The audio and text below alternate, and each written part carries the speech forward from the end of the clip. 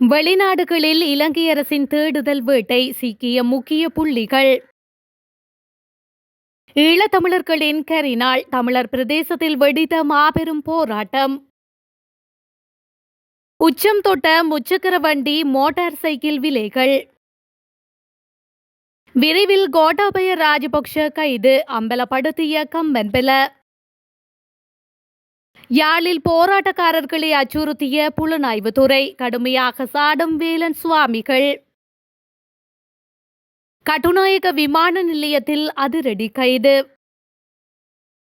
அனுர அரசிடமிருந்து தப்பித்துக் கொள்ள மகிந்த கும்பலின் சூழ்ச்சி அம்பலம். இலங்கையில் சுதந்திர தினம் தமிழர்களின் கரிநாள் என்கின்ற கோஷத்தின் அடிப்படையில் கிளிநொச்சியில் பாரிய மக்கள் போராட்டம் ஒன்று முன்னெடுக்கப்பட்டு வருகின்றது. குறித்த போராட்டமானது இன்று வலிந்து காணாமலாக்கப்பட்டோரின் உறவுகளால் முன்னெடுக்கப்பட்டுள்ளது. கிளிநொச்சி கந்தசுவாமி கோயிலின் முன்றலில் ஆரம்பமாக்கிய போராட்டம் கிளிநொச்சி மாவட்ட செயலகம் வரை சென்று கொண்டிருக்கின்றது. போராட்டத்தில் நாடாளுமன்ற உறுப்பினர்களான கஜேந்திரகுமார் பொன்னம்பலம், சிவஞானம் ஸ்ரீதரன், முன்னாள் நாடாளுமன்ற உறுப்பினர் செல்வராஜா கஜேந்திரன், காணி உரிமைக்கான மக்கள் இயக்க தலைவர் ரத்னசிங்கம் முரளிதரன் உட்பட நூற்றுக்கணக்கானவர்கள் கலந்து கொண்டுள்ளனர். அத்தோடு எங்கே எமது உறவுகள் எங்கே, வேண்டும் வேண்டும் நீதி வேண்டும், எமது நிலம் எமக்கு வேண்டும் மற்றும் வெளியேறு வெளியேறு இராணுவமே வெளியேறு என பாரிய கோஷங்களை எழுப்பிய வண்ணம் மக்கள் போராட்டத்தை மக்கள் முன்னெடுத்து வருகின்ற குறிப்பிடத்தக்கது. உயிர்த்த ஞாயிறு தாக்குதலை மையமாக கொண்டு முன்னாள் புலனாய்வுத்துறை பணிப்பாளர் சுரேஷ் ஜாலே மற்றும் முன்னாள் ஜனாதிபதி கோட்டாபய ராஜபக்ஷ ஆகியோரை கைது செய்யும் திட்டம் தீட்டப்படுவதாக பிவுத்துருகில உரிமைய கட்சியின் தலைவர் உதயகம்பன் பிள்ள தெரிவித்துள்ளார். கொழும்பில் நேற்று இடம்பெற்ற ஊடகவியலாளர் சந்திப்பின் போதே அவர் இதனை குறிப்பிட்டுள்ளார்.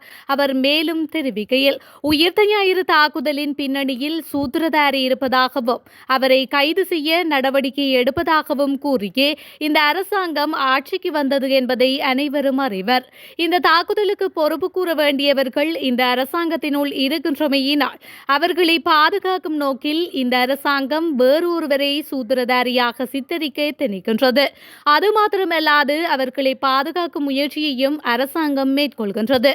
அதனை கருத்தில் கொண்டு அரசாங்கம் புதிய விடயம் ஒன்றை சித்தரிக்க முயல்கின்றது. நாட்டின் புலனாய்வு அதிகாரியே உயிர்த்த ஞாயிறு தினத்தில் தாக்குதலை மேற்கொண்டதாகவும் முன்னாள் ஜனாதிபதி கோட்டாபய ராஜபக்ஷவை ஆட்சிக்கு கொண்டு வரும் நோக்கிலேயே இந்த தாக்குதல் நடாத்தப்பட்டதாகவும் சித்தரிக்க எத்தனிக்கின்றனர். அப்போதைய புலனாய்வுத்துறை பணிப்பாளர் மேஜர் ஜெனரல் சுரேஷ் சாலே மற்றும் முன்னாள் ஜனாதிபதி கோட்டாபய ராஜபக்ஷ ஆகியோரை கைது செய்யும் நடவடிக்கையை அரசாங்கம் மேற்கொண்டு வருகின்றது.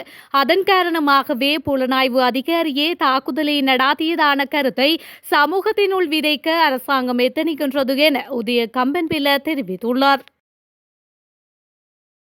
எந்த அரசு ஆட்சிக்கு வந்தாலும் யார் ஜனாதிபதியாக வந்தாலும் இன அழிப்பு விடயத்திலே அனைவரும் ஒரே நிலைப்பாட்டில் தான் உள்ளனர் என வேலன் சுவாமிகள் கடுமையாக சாடியுள்ளார்.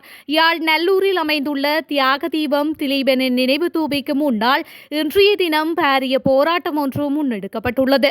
குறித்த போராட்டத்தில் கலந்து கொண்டு ஊடகங்களுக்கு கருத்து தெரிவிக்கும் போதே அவர் இதனை தெரிவித்துள்ளார்.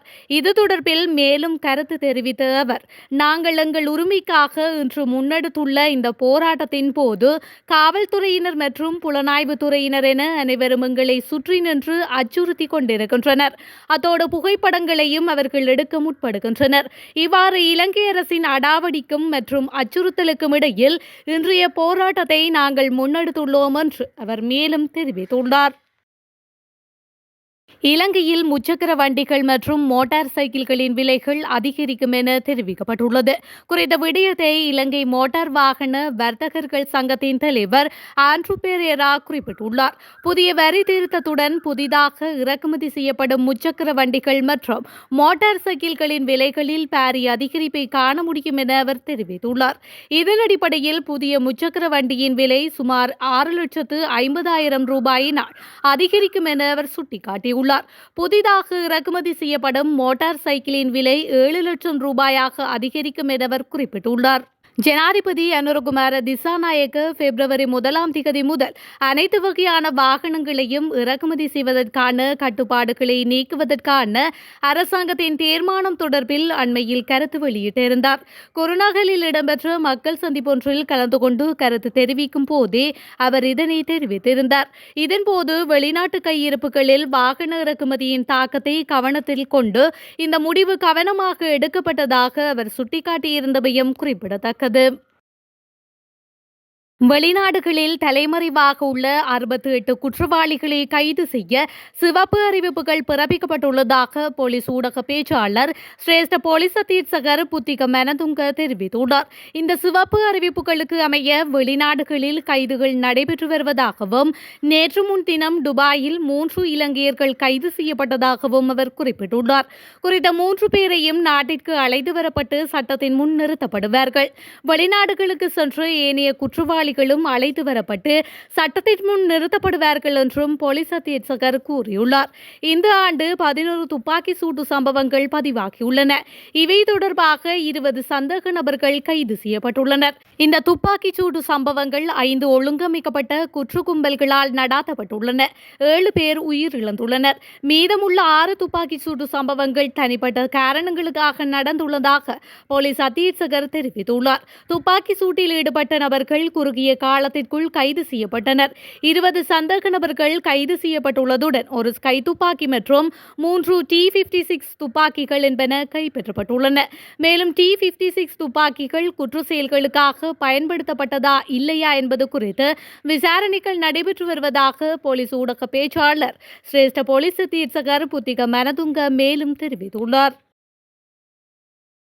முன்னாள் ஜனாதிபதி மஹிந்த ராஜபக்ஷவுக்கு ஆசி வேண்டி நடாத்தப்பட்ட 7 நாள் பிரதிபோதனை ஒரு மறைமுக அரசியல் நோக்கத்துடன் ஏற்பாடு செய்யப்பட்டது என தகவல்கள் வெளியாகியுள்ளன.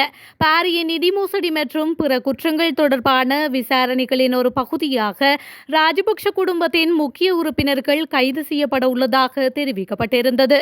இந்த நிலையில் சமகால அரசாங்கத்தின் கைது நடவடிக்கைகளிலிருந்து தப்பித்துக் கொள்ளும் நோக்கில் 7 நாள் பிரதிபோதனை ஏற்பாடு செய்யப்பட்டதாக பொதுஜன பெரமுன கட்சியின் உள்ளக தகவல்கள் தெரிவிப்பதாக தென்னிலங்கை ஊடகங்கள் தகவல் வெளியிட்டுள்ளன. கடந்த காலங்களில் மூடிமறைக்கப்பட்ட கடுமையான நிதி மோசடிகள் உட்பட 11 குற்றங்கள் தொடர்பான விசாரணைகள் விரைவாக முன்னெடுக்கப்பட்டு வருவதாக செய்திகள் அடிக்கடி வெளியாகி வருகின்றன. இந்த நிலையில் பிரதிபோதனை நிகழ்வுகள் நடைபெறுவதாக குறிப்பிடப்படுகின்றது. காணி மோசடி வழக்கில் முன்னாள் ஜனாதிபதி மஹிந்த ராஜபக்ஷவின் 2வது மகன் ஜோசித ராஜபக்ஷ கைது செய்யப்பட்ட நிலையில் பிணையில் செல்ல அனுமதிக்கப்பட்டுள்ளமையும் குறிப்பிடத்தக்கது.